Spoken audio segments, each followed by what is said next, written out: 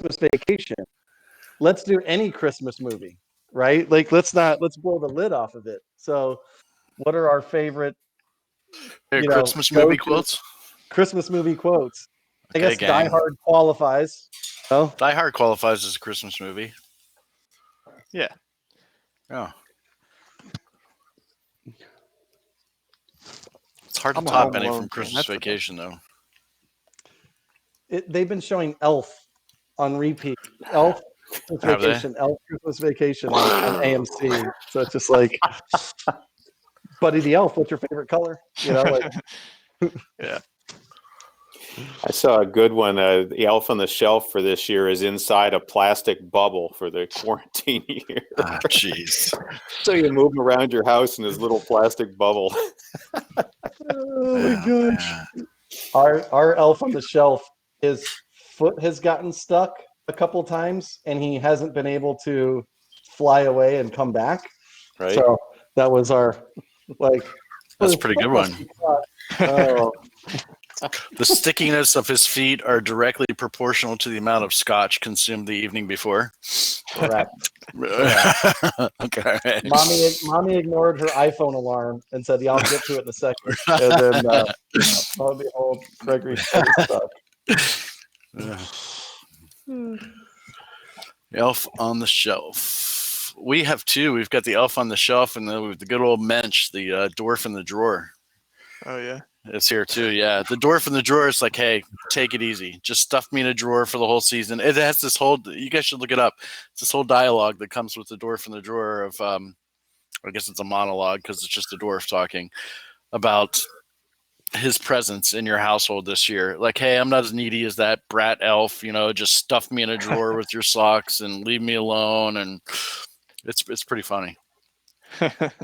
Whoever invented Elf on the Shelf is somewhere in a very beautiful house on a private island. They sleep in a different bedroom. There's no margin. He sleeps in a different bedroom every night, though. Second only to Mariah Carey. There was an article in the Wall Street Journal last week that talked about how much money she makes every year off of All I Want for Christmas Is You. Oh, yeah. Wow. It blew my mind. They had a beautiful little chart that showed kind of how the downloads and the revenue comes in. I mean, it's as good an annuity as it gets. Yeah. Wow. Yeah, because that's her owned song, whereas everything else is just like A cover. Jingle Bells or Frosty the Snowman or whatever. Yeah. Okay, so our next goal then is to come up with our own Christmas song, and then we write our sing own it song. together, maybe. Yeah, that ain't gonna happen. Do four negatives equal a positive? No. Man, I don't know what the inverse of a quartet is. It's a quarter. It would be one for it. Jeez.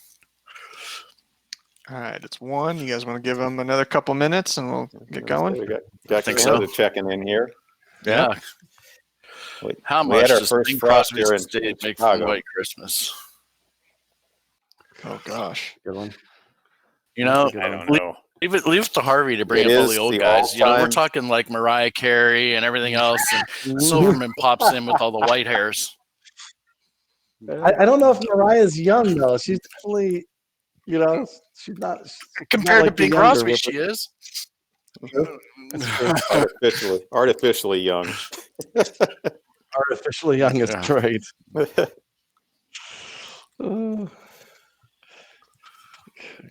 Rocky Mountain, New North Jersey. Carolina. I know that place. Me too. Bing Crosby did play golf. I don't know though, Harvey. You asked me whether I'd rather play golf with Bing Crosby or Mariah Carey, and that one might be a coin toss. I'd probably pick Bing, but I don't know. I might rather go out with Mariah Carey. I was going to say, I'm going with Mariah. Sacktown, the home of the California lockdown. Yep. No lockdowns. Kevin, walk over and kick Gavin in the shins for us, would you? So, hey, Margie Martin. Good to see you here, Margie. Bill Johnson in the house. Love it. Love to see all these people. Oh, there's a lot of my clients on here. Sorry, guys. You guys Brendan McCarthy. Yeah, I heard Brendan that Kemper brought in some warm weather for the mid-December, huh? Into fluff those Illinois. numbers, you know? Yeah. Yeah. When you're putting together that Chicago budget, Jim, Busy in the Berg. Zero is standard. And it's like, hey, we did 80 rounds today. It's like, oh, can you do that again next? Yeah. Yins are playing golf in the Berg today. Cool. Go Stillers. If anybody drops off because you got those pesky golfers, this is recorded, right? So we understand. Take care of the Yinzers. Take care of those Chicago diehards getting their last rounds in. Make that money. Got to do it. Yep. Let's get going. We'll do here. So for those of you that are new to the golf industry gurus, my name is Scott Merchant. I'm a Profit. With me, as always, Rob Hoffman from Gallus Golf, Kent Ashby from One-to-One Marketing. Even though we thought internally we would bring on different people within our company, it seems they're just letting us do it and run with it. So either they think we're doing a great job, which is what I think this is telling us, or they just don't want to do it. Yeah, they didn't want the work. They didn't want the work. Wow, that's a lot of work. We have brought in an extra guru today. So the fourth monitor is Jim Koppenhaver from Pellucid Corporation.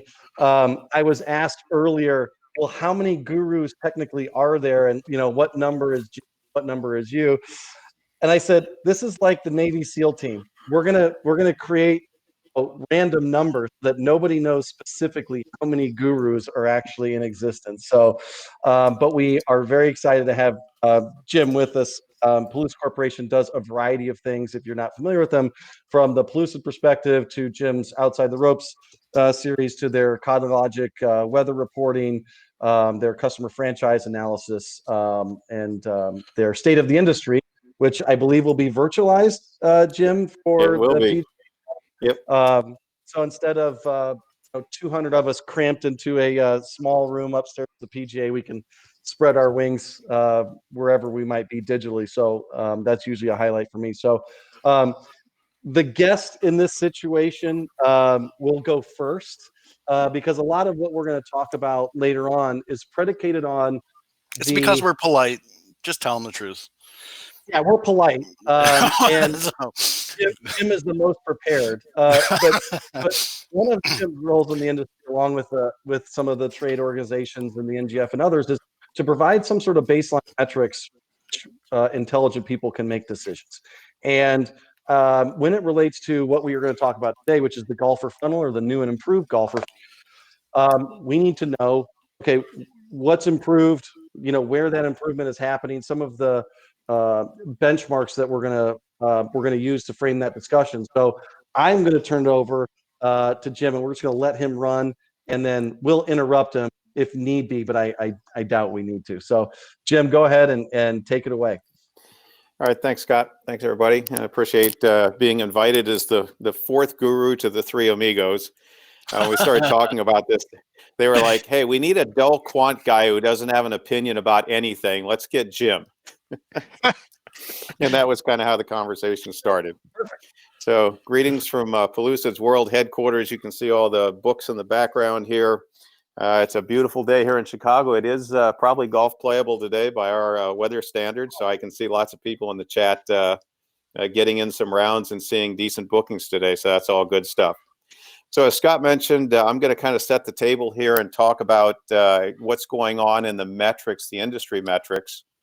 And then we'll kind of launch it into the people who are in the trenches dealing with the operators day to day to talk about what are we seeing in the changes in the funnel. So this first slide just kind of shows our projection for the year. It looks like we think we're going to do about 486 million rounds. And you can see the time series here nationally. That would be about an up 50 million rounds. Have not seen it in the 20 years I've been in the industry. And you can see in the green bar there, that would take us, back to 05 levels for rounds. And so as we look at it, and Scott brought up the point, I hadn't really thought about it. Scott's a better analyst than I am. He says, you're basically working with a 46-week year here. So for 6 weeks, I mean, we were tracking along with NGF and Golf Now and a couple other folks. 6 weeks. Basically, it started about the middle of March that we here in Illinois went into shutdown. And then when we came back up about 4 weeks later, Scott reminded us yesterday, we were in twosomes walking 15-minute tee time. So in effect, we're pretty much shut down another 2 weeks, even while we were open. So, I mean, it's going to be a phenomenal year rounds-wise for us relative to historic demand. And so that always begs the question, how much credit does the weather get? And this is something that, as Scott mentioned, we pioneered years ago. I got tired of going to golf conferences and listening to people get up when we had a good year and say it was due to superior management. And when it was a bad year, they said it was due to weather. So I said, along with Stuart Lindsay, we said, hey, there's a way to quantify this. It won't be decimal point precision. But basically, the good news for this year is weather has not significantly helped us this year. We're going to be up about 2% in golf playable hours. And yesterday, Rob brought up the point. He said, so how many rounds does that translate? So I scrambled last night to say it would be worth about 5 million rounds. So that 2% of weather would have given us, without COVID, would have given us about a $5 million bump. So basically, of the 50 million that we're projecting, a small portion of it, about 10%, is due to weather.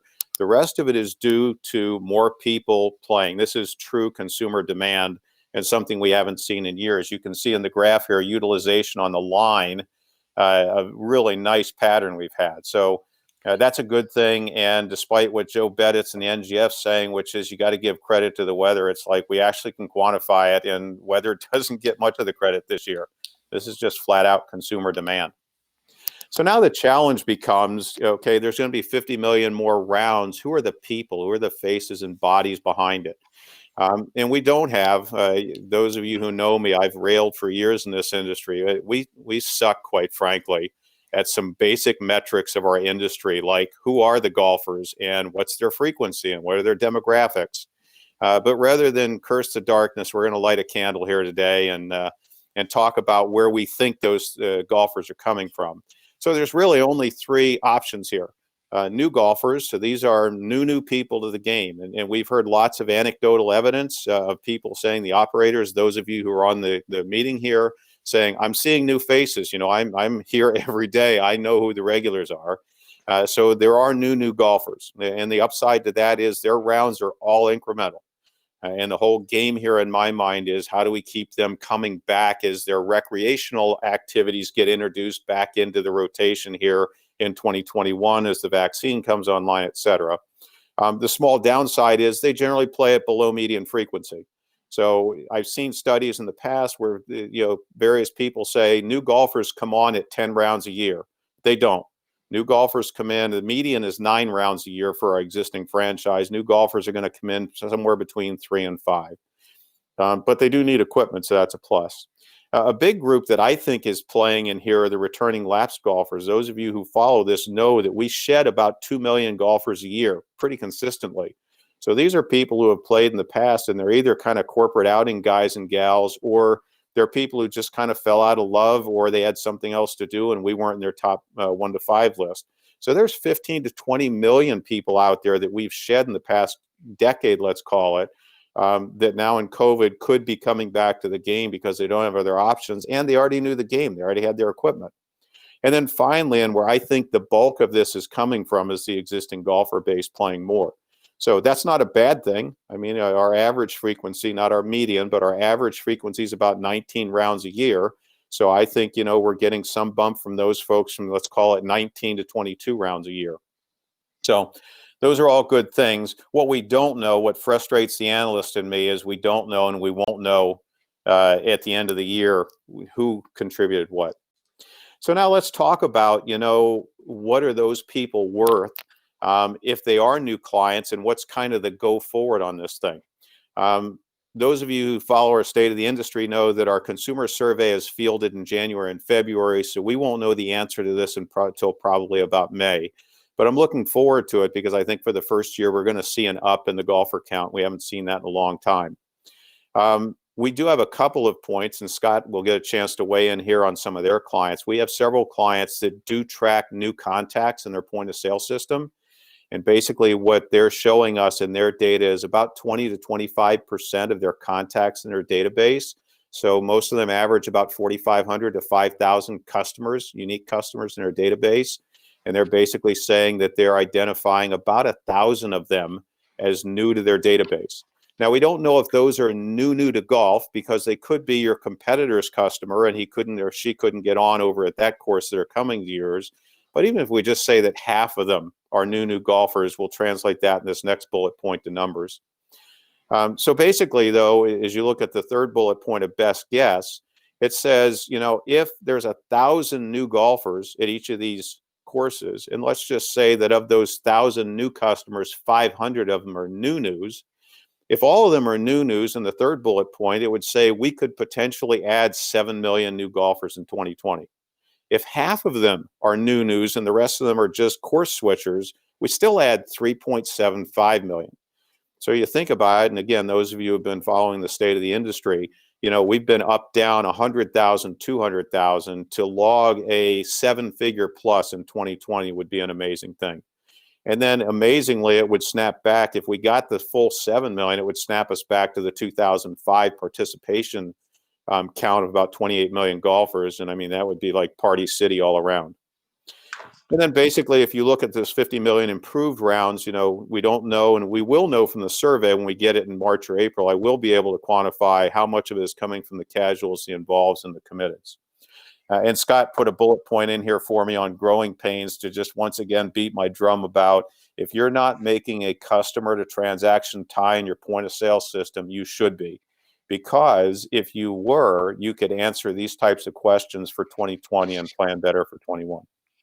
Well, and I also put that in there, Jim, for the growing pains of, I think that might be what a lot of operators felt very quickly is because remember, you got to go back, and you said, well, I forgot about what happened in April and May, because, it's like you were beaten. So you take that out, which is what in Illinois, it was 2 sims every 15 minutes. And you kind of forget very quickly what happened. But if all of a sudden you got smacked in June and you're like, wow, we're really busy. And then in July, it happens again. That point, you're trying to hang on to the horse that's out of the barn. You haven't been able to strategically manage what's happened. And so kind of like a teenager that's hit puberty, all of a sudden you've got your bones ache, and you have got some serious growing pains. And that's kind of what I wanted to do for you, Jim, is you have all this stuff. Like, this smashes into the operator, their customers, how they're communicating, certainly the COVID features, but just how we're treating these new golfers that are either new to you, like you said, or just new golfers that are like, hey, golf's open, I'm going to go do golf. And all of a sudden they're colliding in to your operation, and you might not have been ready for it. So that to me was kind of those growing pains as well. Yeah, this golf balling thing is fun. That's what they do. Yeah. All right, so that's the quantitative view. I will yield the floor to the gentleman from Florida, Ken Ashby from One-to-One Marketing, and let him talk us through a little bit of what they're seeing and some of the insane increases in digital engagement by the golfers.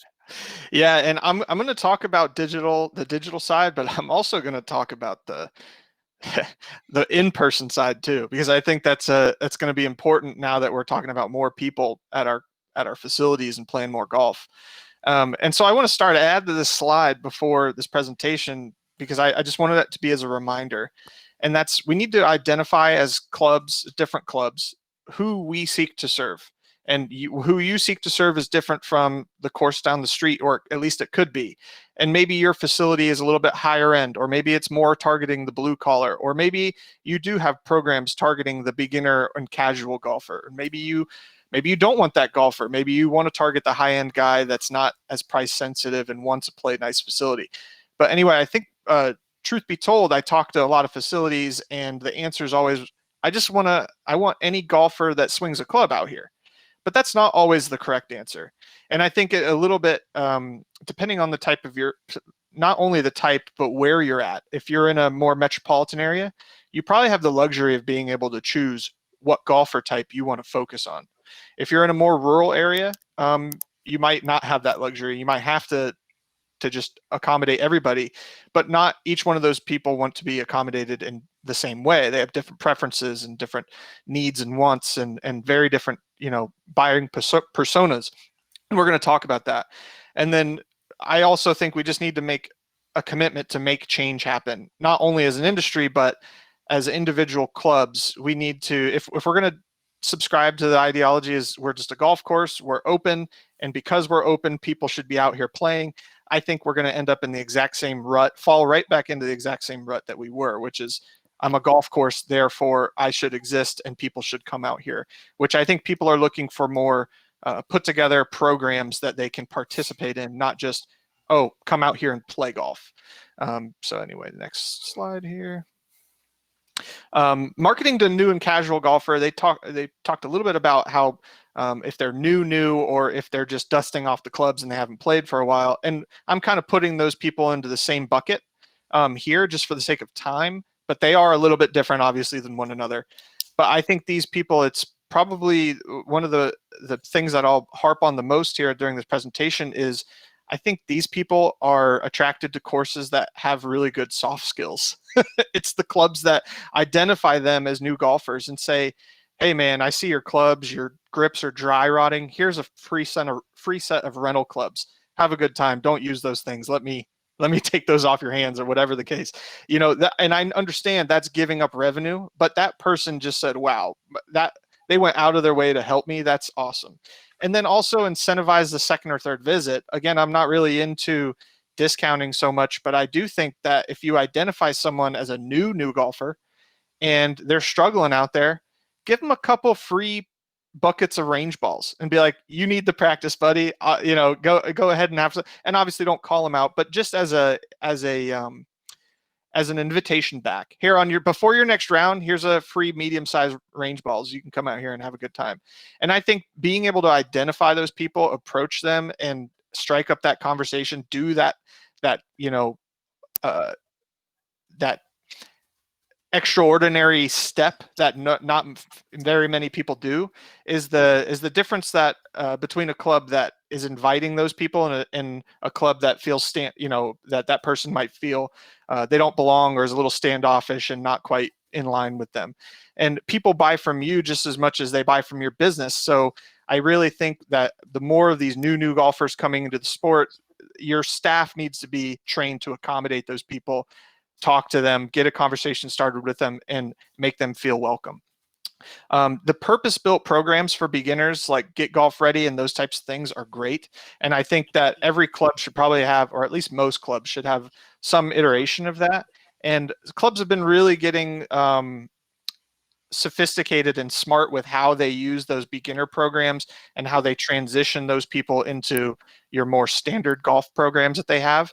And a lot of that's just plugging them into groups that are already at their facility and spending time there. And I mentioned it yesterday when I was talking with the guys. It's kind of like church. Like when you go to a new church, they're always like, they're trying to plug you into a small group or into a new, thing. And we as clubs need to do that, I feel, for these new golfers so that they can be encouraged and plugged in and come back out. Non-handicap scrambles. I've mentioned this the last two presentations, and they're extremely successful. For every club that I've done this with, they work really well. They have less emphasis on individual performance. A new golfer can go out there and play terribly and still have a great time with their friends and not feel like they've embarrassed themselves.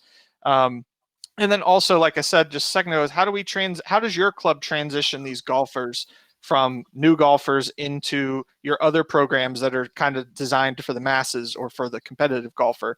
Invite them to leagues. And that's really what you need to do. You need to go out of your way to invite these people to participate in the other things you have going on, not just your beginner program. And so what about the avid and frequent golfer? I don't think these people need as much attention to market to. They're going to play more rounds of golf regardless. These are golfers, you know what I mean? This is what they do. But I do think that we need to be cognizant of not displacing them or making them feel like they've been alienated, because this influx of new golfers or people playing more golf means that there's more pressure on your staff to keep things civil and organized when there's that many people on the course.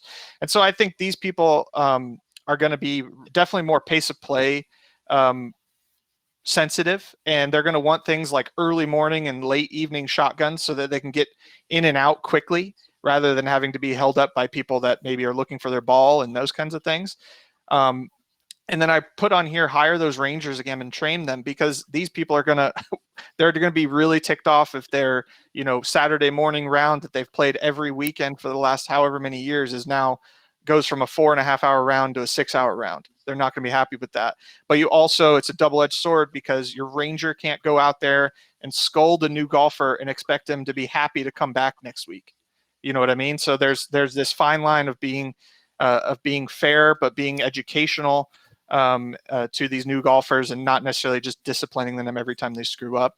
And also, like we talked about discounting, how we think it's a bad deal or a bad idea for clubs. Focus on the exclusivity offerings, things that are going to make those people stand out as a VIP, or maybe they have a permanent tee time, or and they pay extra for that. That's something that they've paid to be a VIP for, and they're going to see the benefit of getting a tee time ahead of everyone else, getting a permanent tee time that they have first dibs to opt out of, or whatever the case is. And they're going to feel as if they're, a part of your club.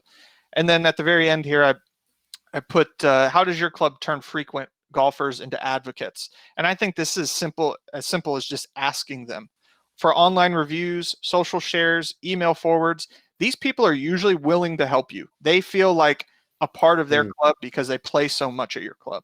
These are the people that you need to lean on and say, hey, do me a favor. Can you invite more people to this tournament? We don't really have too many registrations yet. Those are the people that are willing to help you. So just ask them. And then this last slide here is what channels are working. I didn't include a ton here, because I think those soft skills that I just mentioned are going to be more important than almost anything going forward, now that the clubs are going to be busier. But I wanted to showcase some stats from digital that I think are really important and don't really correlate with the increases that we're seeing in the rest of the golf space. Like we're obviously looking at rounds and they're way up, but what's up even more is how much engagement is on these digital platforms. This is our customers, and I will admit that our customers are probably a little bit more involved and marketing a little bit more than your average course. I could be wrong with that, but I do feel like our customers are kind of super users. So these might be inflated and a little bit, but anyway, looking at our customer stats, email open rates are up 83% year over year. Social engagement is up 65% year over year. Click-through rate on our search ads that we're running for clients are up 50% year over year, and website traffic on average is up 102% year over year.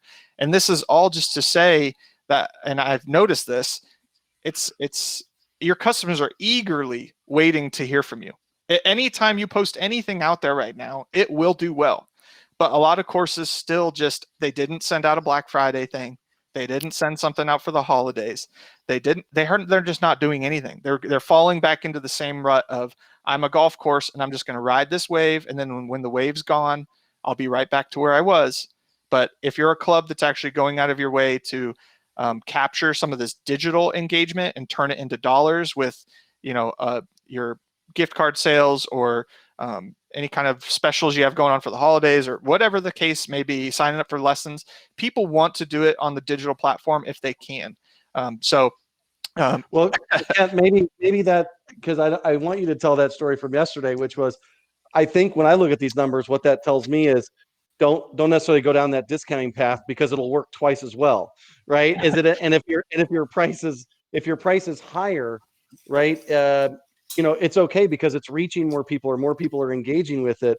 But what you had that story of the person that's like, oh yeah, I'll send out my last year's. I'll briefly tell this, but we had a club in Colorado that we worked with, Highland Meadows. They do this punch and play pass sale every year for Black Friday through Cyber Monday, and the sale, it's like $4.99 for a pack of 10 rounds. It's a bundled deal, and I think it's roughly like $10 off each round if you buy it in this bundle.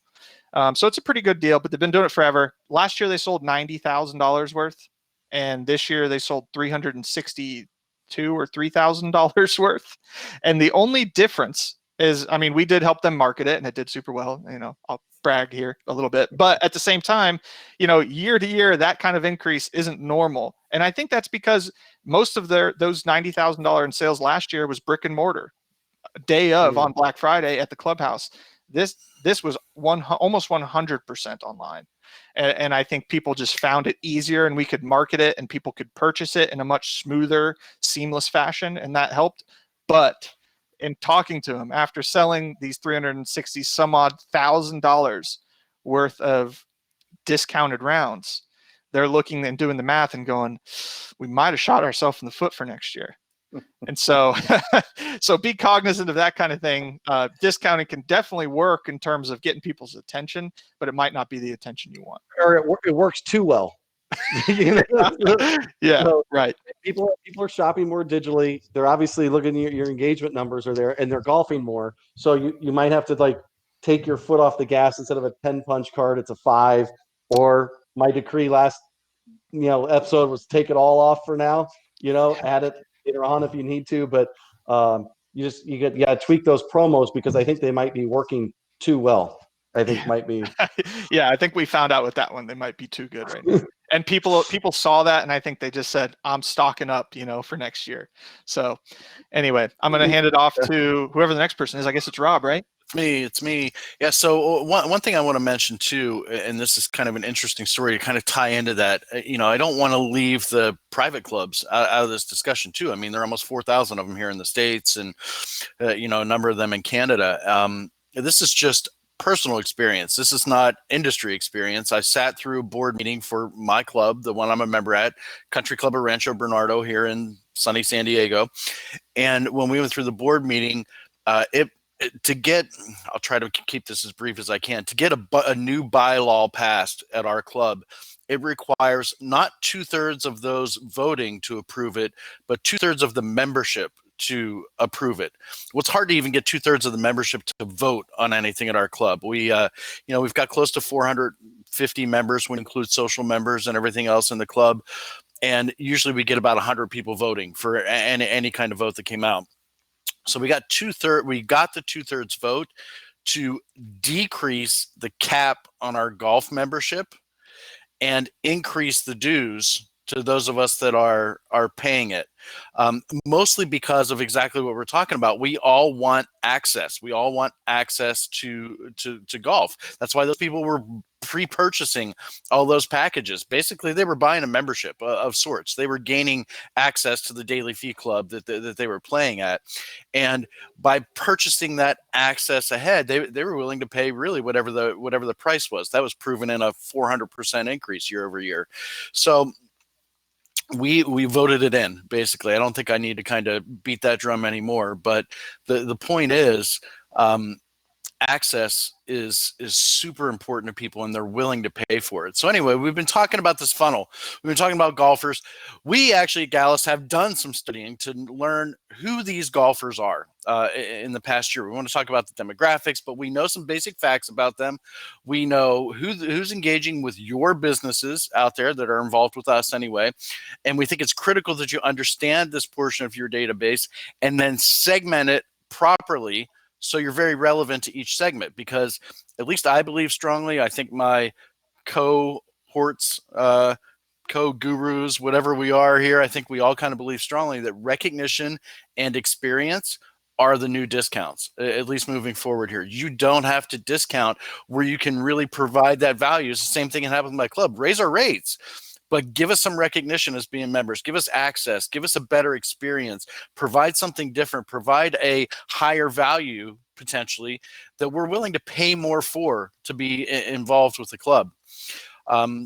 So let's talk about who these people are. Some of you that have seen me speak recently at a couple things, the NGCOA Canada, a couple other things, I have seen the demographics, but I want to come right back to them because they're super relevant and important here as we talk about this funnel. These are mobile app users at our clubs worldwide. Can you pop the pictures out of there? Yeah, there we go. So it'll show this at the bottom. This graph shows it 66.61%. 0.05 of a percentage point less than exactly 2 in 3 of your golfers are 55 years old or older. Now, these are not just people that are showing up at the club and playing. These are people that are showing up at the club and using your mobile app at the club. In addition to that, another almost 27% to round this out to basically 93% total are 35 to 54 years old. Some of you have heard me speak before about the golf demographic. I know the NGF build the golf demographic. They had a bunch of studies out about this. I subscribe to this quite a bit, the golf demographic and who we should be marketing to. We should be marketing people that have the time and the money to play our golf courses the most. I know there have been a lot of growth initiatives around golf about getting a lot of kids in, bringing younger people in. And it's not, I don't disagree with that. I very much believe in a growth of the game from a youth movement. But when it comes to driving real revenue to your club, the bulk of your revenue is coming from that 35 and older demographic. Most of them even 55 and older, because they've got the time and they've got the money to participate in playing golf at your club. So then we didn't want to just find out who they are based on age, but we wanted to find out what they want. How do you want to engage with the club and what kind of technology you want? Well, over 1/3 of them want to be able to, through their mobile app, pay for, check in for their tee time. They want to be able to do that right through their mobile app. So we added it. They want games. They want to be able to play their game. And I don't mean a video game. I mean, they want to keep their skins game. They want to keep their wolf game. They want to keep their match with other people. We've got courses that are playing tournaments that last a month long, because with COVID, you can't put out a shotgun. You know, there are all the different regulations that you guys have all had to deal with for the last 9 months. We were running 30-day tournaments in the club where it's basically, hey, come out and play in this event.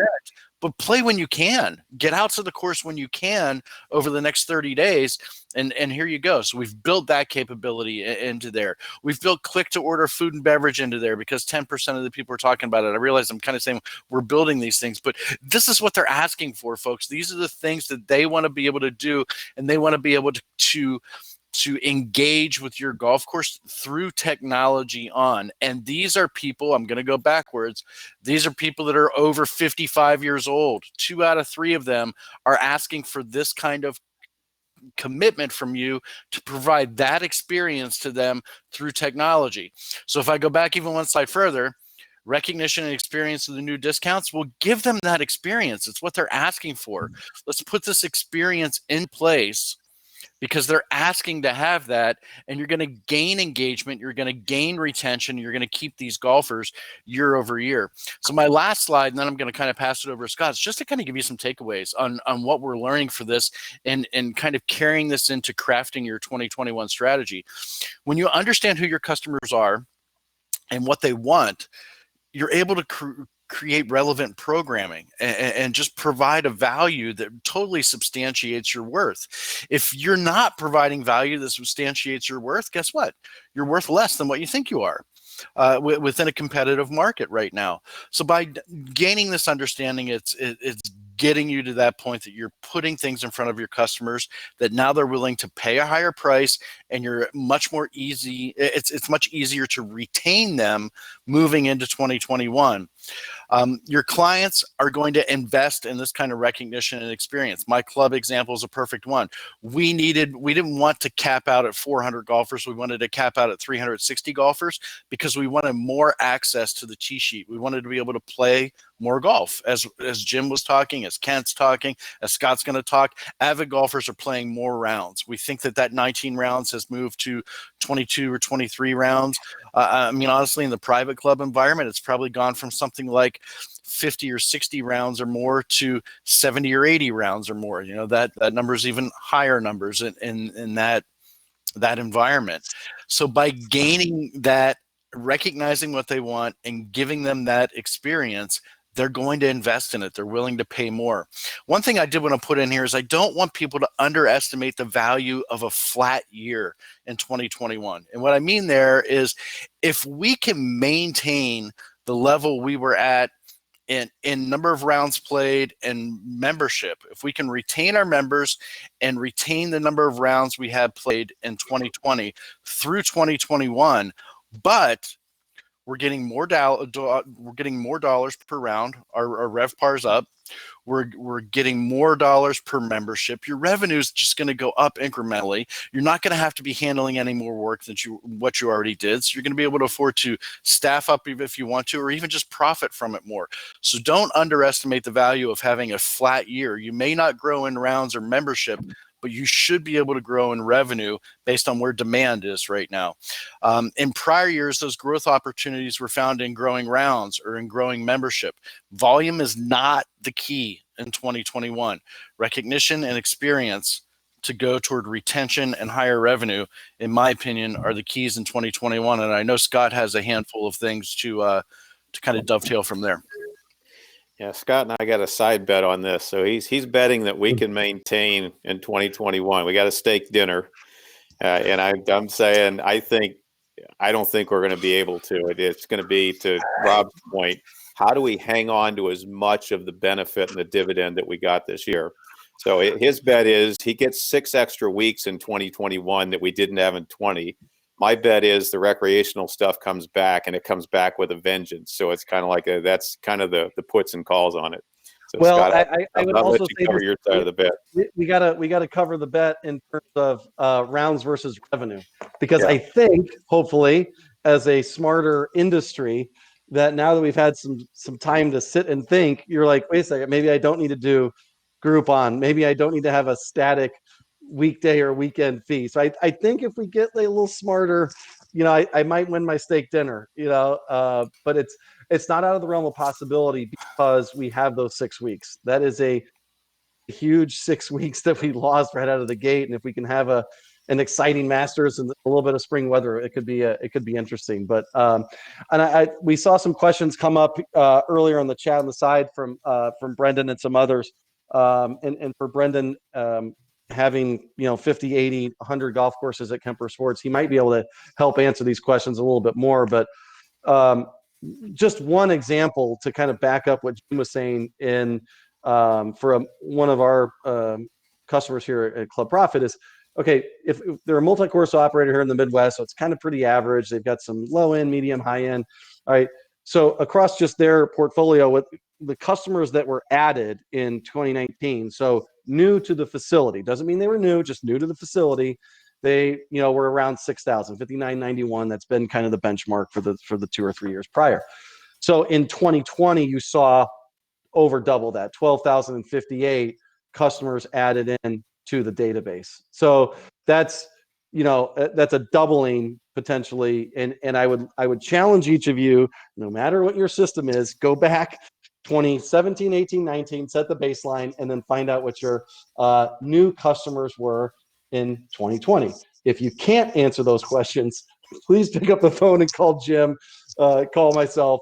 But you need to start being able to track that number. So then tee time sold in 2019 versus 2020, again, humongous increase. And then the revenue increase of over $1 million just across their smaller portfolio. So I think to kind of on Jim's soapbox is, if having the industry be able to work together a little bit to provide some of that, there's certainly barriers that exist. We might be trying some initiatives as well internally at Club Profit to say, all right, what are the overall metrics? And I would highly recommend going on to the Pellucid side of things, because they're able to some of that stuff that they get from the sporting goods analysis, from NGF, from Data Tech, and they're able to kind of to weave that together. Rob, or Jim, what were the questions in the dialogue that was going on over there on the chat? Was it about just what's a new versus new to your facility? Was that kind of what we were looking at? Yeah, we had a question on that. That was the gist of it. Yeah, I handled that one out in the chat. Okay. I think we're pretty much up to speed here. There was one question about the public to private world. How many daily fee golfers? What do we think the migration has been from daily fee over to memberships? People saying, okay, I'm playing enough, it's time to invest, or I want the access to a course that I'm not getting at a daily fee course right now, so I'm going to join one. That's definitely happening a lot. I think there might be some reverse migration too, where the private club is full and like I'm trying to play rounds and I can't play when I normally could, because now everybody's active and the slumbering members are now, so you couldn't get that desired tee time. You might have to step backwards for an occasional round to the public. But Jim, do you dissect some of that in the state of the industry, or how do you guys get to that? Yeah, we don't actually have a good way to get to that, because the survey that we commission through NSGA, it doesn't break privates and publics out. So The NGF, to their credit, I know I spent a lot of time beating up on Dr. Joe, but they usually do a split out each year of the public privates, and I would imagine that they'll have something in April, May, June, if their timing holds true, that'll talk about what the back and forth migration is and what the net is. Yep. Okay. So as it pertains to kind of each of our segments, for mine on the Club Profit side is just T-Sheet, POS, and CRM for customer relation management, which is what are some of those best practices that you need to implement that you probably didn't get a chance to implement, or hopefully you were trying to in 2020, but that you need to do starting today to get you up into 2021, which the first one obviously is the same thing I've said for 25 years in this industry, is just kind of customer data capture. But to do that, proper staffing levels to handle those in-person interactions, which a lot of times, well, I don't have enough money to hire the people, the job market's tight, so I can't hire the people. Those two main objections are now gone. You got a ton of money you're sitting on in 2020. The job market, oddly enough, is also in your favor. So the two main things that were holding you back, you might have a lot of people just out of college, graduates that haven't been able to find that full-time job. This could be a nice summer transition for them, but you now have proper staffing levels to go through and capture that data. Certainly online reservations, the only reason one of the main reasons I push that is it captures data of all those people. There are, across every system, most likely required fields or warning fields. So if somebody's missing an email address or you're missing a zip code, you can have it trigger up warnings to the staff. And one of my favorites is scripts for staff. I'm not asking you, can I have your email address? I'm telling you, what email confirmation do you want me to send your confirmation to, or what email address do you want me to send your confirmation to? Come up with those scripts on why you're collecting certain things, and make them quick and snappy, and you'll be able to increase that customer data capture, track your different cashiers or people who are touching the system, and be able to find out, oh, Kent's collecting all the data, but every time Jim logs in, he doesn't. Start doing that. These are just some of the best practices you guys have to implement right away. Once that customer is in your system, start to segment them. People call them customer classes, customer types, based on buying preferences, anything you could do to categorize that person. A normal POS and a CRM like ours will just do that stuff automatically, but there's also additional things based off of things that they buy or programs that they're interested in or events that they sign up for. You can start to segment them off. And then attaching sales to customers. That's key. It's something we've done forever here at Club Profit. Is you have to know what I'm buying versus what Kent's buying versus what Jim's buying. And if Kent only buys a bag of teas and Jim buys dozens of golf balls and shirts and hats and gloves, it just kind of drags you into that right metric of who is my most valuable customer. I like Kent, I love Jim. So you have to do that either maybe through an awards program, or my thing is just ask and get it. A lot of times we say, oh, well, I don't want to bother the customer. Bother the customer. We just saw Kent's things of how much they're engaging with email and social. So apparently now they're just waiting for your email to come through. So it makes an email address doubly valuable if double the people are looking at my emails, if they're engaging with them twice as much. So whatever excuse we had in the past is got to be gone. Studies have shown that email addresses are doubly valuable now. I was going off of your. But no. But you're. It's right. I just like the doubly word. And Scott, to your point, I mean, one of the other things that we see quite often is, so new customers 100, lost customers 100. I'm good, right? It's like, no, lost customer worth $150 a year, new customer worth $60 a year. Okay. Yeah, you're a net on bodies, but you're not a net on dollars there. Yep. And to kind of hammer away what Kent and Rob said is the correct communication technology platform. And I look at it, and I'm probably missing some, and Kent will fill me in, but you've got your ad hoc email marketing. I want to send an email to this segments, et cetera. Your automated email, I think, is a whole separate communication piece. Push notifications within the app, social media recommendation engines, review engines. I think that's probably an offset of social, and then digital ads. You've got to have that full stack of tech, and that's all of the people on this webinar do that and help you kind of get to there. Did I miss any on because I forgot to put that to you. But No, I think you nailed it. But yeah, I get that question a lot of like, what's the silver bullet? What's the secret sauce? And there usually, I should say, isn't one. It's usually like an omni-channel approach. You need to be everywhere doing all the things all the time. And I know that's daunting for a small business owner that's running a golf course, but we also have tools like Campaign Pilot that we've made that make it easier and quicker and cheaper, free, that kind of thing. But at the same time, even if you're doing it manually, it's still worth the effort, obviously. Yeah. And we have stats to prove that. Even with the tools too, I mean, there are services out there as well. And this is just going to be a shameless plug here a little bit, but I mean, it's just a fact. We handle all of the marketing for tons of golf courses. We do all your email, all your social media, all your graphic design. We do all of those things.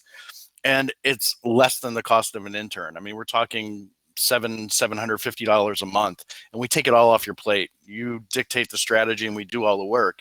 And I know One-to-One provides some similar services in there as well. So don't be daunted into submission by this, or don't feel like you necessarily have to go learn how to do all these things and get it all done. I mean, that we're here to help with everything, not just here's the technology, go figure it out pieces of this too. Yeah, and to build, Rob, on your point about, I mean, in 21, retention is going to be the key. In my mind, it's don't worry about the 580 million rounds and getting them back. Think about if we get to, let's just imagine 25 million golfers, how do we get them back? Right. So, and Scott, you and I and Stuart Lindsay, who's actually on the call with us, kind of pioneered the defector email campaign. So what this is you come into your season here in Chicago in April, and when somebody who was on your list last year doesn't play in April, we start pinging them in May. Hey, we missed you. Come back. If they come back, we take them off the list. If they're still on the list in June, we hit them again in June. They're still on the list, we hit them again in July. And Rob, to your point, it says after it's like the Chinese water torture. By the time I've hit them with 6 messages saying we missed you, we're going to get some number of those folks back. And that's kind of the game here. It's going to be a critical game in 21, in my opinion. Yeah, all marketing rules still apply. I mean, I remember when I first started doing any kind of marketing or anything, it was radio advertising, television advertising, or whatever. And you had to have any effectiveness in your radio campaign, you had to run 30 radio ads a week on one station just to get heard, to create any kind of top of mind. Well, this all translates over into everything else you're doing, email, social media, everything. You need to pummel these people so when the decision-making time comes, you're so top of mind. Frequency is still 100% a part of this mix. We're talking a lot about reach with the funnel, but frequency absolutely plays a role in this as well. And then to get to some of that reach, Patrick Miller had a question, Kent, that you should probably be the one to answer this. You're the SEO expert among us.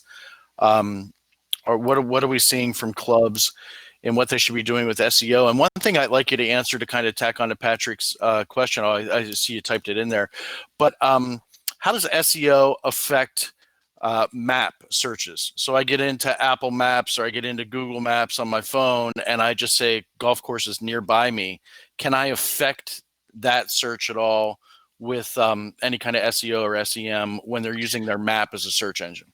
Yeah, definitely you can. And we do that for our customers. And the SEO, when we talk about SEO, we consider that to be affecting the organic, so the non-paid positioning of your golf course. Right. And if in that case you can improve it, and many courses when we do go in there and do some optimization, all of a sudden they go from not showing up in maps and now they're showing up in maps, and that's the only difference that we did, and their website traffic increases substantially just with that one change.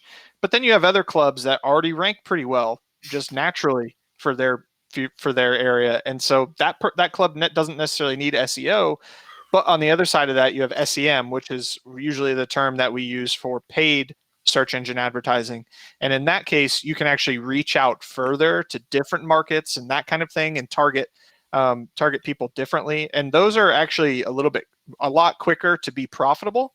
That's the misunderstanding of SEO, is that it's more cost effective. SEO is expensive. You're paying somebody manual labor to go through, figure out how to optimize your site, and do that on a let's call it percentage chance that it actually makes you improve. It's nothing's guaranteed with SEO, whereas with SEM and running ads specifically, you can quantify and be more consistent and intentional with your marketing efforts. So I think that's important to well, and that's gonna, I guess, to my last point on the slide, which is that's gonna hit some segment, right? So it's gonna hit the people that are on their phone, looking for golf courses, and different segments read things differently or absorb things differently. So how they come into your funnel, and then once they're there in the funnel, oh, well, this person only likes to get emails once a month, or this person only wants to respond to text message campaigns, or so all of those different people are going to respond to different communication tactics, and you've got to make sure that you're communicating to them in the right way with the message they're looking for. And as Patrick Winter said, yes, that's daunting. That can be daunting, especially when you add more tools into the tool belt. But it could be like just the cost of doing business and growing your business is to make sure that you're hitting them in the right way. So to real quick there for the funnel ideas for the various segments, and we kind of hit on these a little bit, which is there's more demand, so there's more randomness at the facility. As the gurus talked about it yesterday during our planning call, is the guy that's never played golf before, or he's played golf once a year for the last 10 years, now is showing up a little bit more frequently, and he's playing right in front of the Koppenhaver, Rob Hoffman, Kent Ashby, Scott Merchant group. And he's slow, he's confused, he's driving all over the place. And we have like clashes at the facility because of this high demand. And we have people, next to each other that might not always have been next to each other. So this all of a sudden is going to create, or has created, a major shift in how your golf course is operated or should be operated. We've always been just struggling to try to get, somebody, anybody, everybody out to the facility. And now we've got so many people, we might have to bucket them up based off of like a ski resort based, they're green, they're blue, they're black, time segments based off of skill or what you're looking for in the game. We've got so many of you, I can now bucket you up a little bit. And one of the things we came to yesterday was there should never be a, hey, no, we can't service your type of golfer today. Meaning you're a beginner golfer. My beginner thing is on Tuesday. You should have some sort of service to the different buckets or different segments of your customer base every day.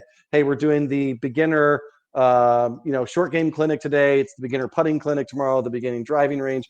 And then we're going to do the beginner 9-hole. Then we're going to do a beginner 18-hole. Like, just, it's constant. It should be a constant programming at your facility to service all of these people. So as Kent and Rob had kind of mentioned, which is the casual. So here are some of your takeaways, which is things to make them stick or feel comfortable. Things to make them feel comfortable. Don't make them once they come in, they tried golf because it was open. They were mean to me in the golf shop. I didn't feel the love, and I'm out. That is actually my biggest fear for the industry here in 2020 and 2021, is that we might be so busy that we're doing things to make people feel uncomfortable. So think about that at your facility, for the programs you offer, for the people that are interacting with those new golfers, and say, hey, let's get you going here. Get Golf Ready, whatever Get Golf Ready 2 is, families, improvement clinics, on-course lessons with pros. I love to combine alcohol with golf because I think that breaks down your social barriers. I do it as a committed. People can do it as a casual. Segmenting them with other similar golfers. So, hey, here's our beginners. Yeah, these are all people that have never picked up a club, or these are all the people that can get it airborne but need some help. You have to help do that work. You can't expect them to do that grouping for themselves. And then any underserved segments, people that are new to golf that don't look like your typical old white male golfer. You have to be proactive with those underserved segments coming to your facility. Get them together, make them feel welcome, combine them with other similar like-minded golfers that have that same.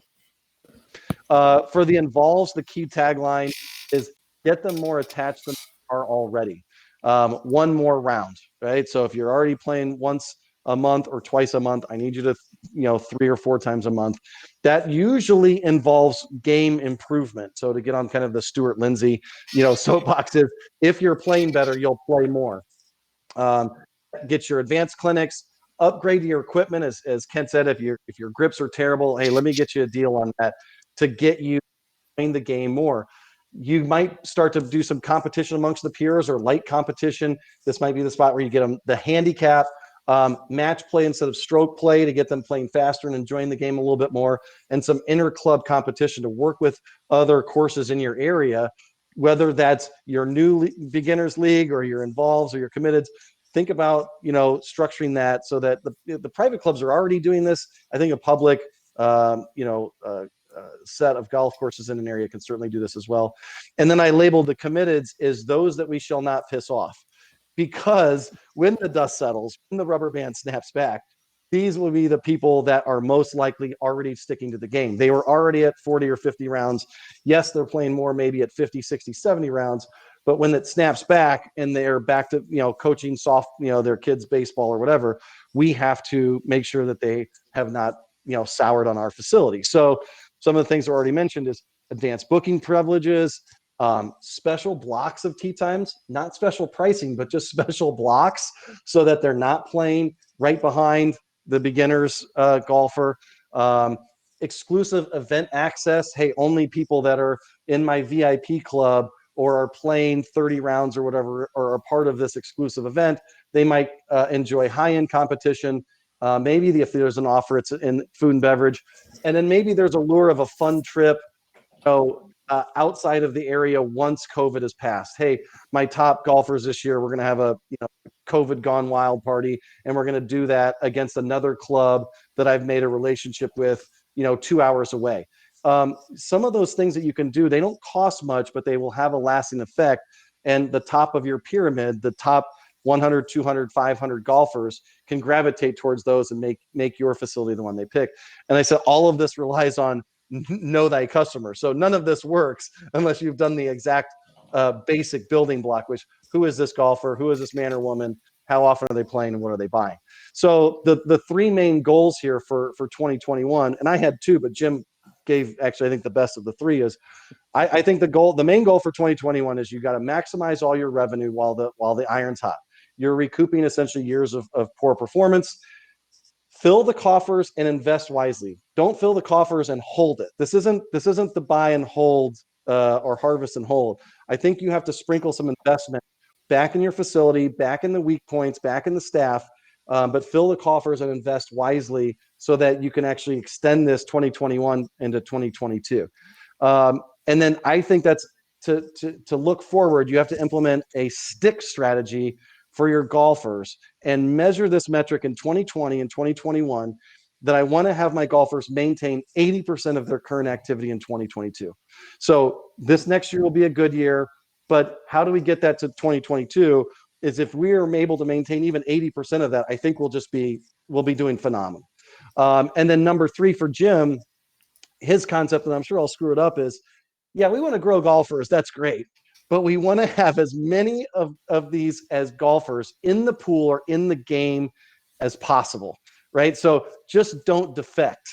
I think is kind of what I took away from Jim's. Jim, did I catch that right, or did I totally miss what we were talking about yesterday? Yeah, no, we just the challenge is before the pandemic, we were not in the top 5 activities for the majority of the U.S. population. Due to the pandemic, we worked our way into the top 5. Now, how the heck do we stay in the top 5? Yeah. Once you got it there, right? So we went a little over, right up on our time here. So what's coming up? Episode 4, we're going to evaluate whether it's time for the discount model or barter model to die. We'll have, I think, a special guest guru coming in for that. Episode number 5, we're going to look at, is it time for stagnant pricing to die? There's some different methodologies that we're seeing here on the T-sheet side for people that do yield management, advanced pricing, dynamic pricing, competitive set pricing, and there's a bunch of different things that get lumped under yield management or demand pricing. And there are just some staggering results that are coming out on just what happens if you make these changes and just aren't so rigid with your pricing. Episode 6, we'll try to do a wrap up here, how to compete and win for 2021. The director's cut, we are going to do it. We're going to add the credit card surcharging in there, as people had that as a hot button issue. Any other hot button issues, maybe we'll have Jim come back on and say, here was what we got from the consumer franchise analysis. We'll may do some open Q&A, because there's a lot of people saying hi to each other, and maybe we'll just do one big Zoom free for all. And we'll try to do some more special guest gurus. Rob, Kent, was there anything in the questions there that we missed that we need to jump to that people have? I mean, Some Kent's people done a really good mentioned- job of being on top of it here. Go ahead, Yeah, Kent. somebody mentioned defector email campaigns, and that can be done, especially if you're using one-to-one and Club Profit together. We do some integrations there that you can do defector campaigns. So talk to one of us if that's what you want to do.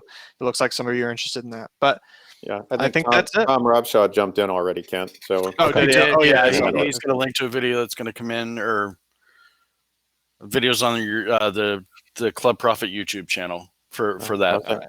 How's that for response? Real time. Look at that. There you go. And for me too, when it comes to defectors, regardless of the system you're using, it wasn't, oh my God, where you've been, here's a free dozen balls. It was, I think it started with just recognition. Hey, we haven't seen you in a while. We'd love to have you back. Then, hey, we haven't seen you in a while. Maybe then you sprinkle in a little offer, and then you sweeten the pot until the point where you don't care about them and said, hey, you know, I've tried to recognize this golfer. He's either joined a private club or he's moved away. I just can't get him back by recognizing him. At the very minimum, you will see a segment of those golfers say, oh, look at that. They recognize that I'm gone. I haven't been there in a while. Oh, the golf course is in great shape. We just did our bunkers, and they choose you that round back on your analysis. So I'm not saying give the farm away with anything, especially since I'm the guy that said no annual holders and no senior discount until further notice. So, okay. All right. Well, thanks everybody for joining us and sticking with us for this long. That's awesome. Yes, it'll be good. Yeah. Thank you, Jim. Thank you, Jim. For coming in. Thanks, Appreciate Jim. the invite. Everybody be safe and stay healthy. Yep. Thanks, everybody. Take care, everybody. Bye-bye. Bye. See ya.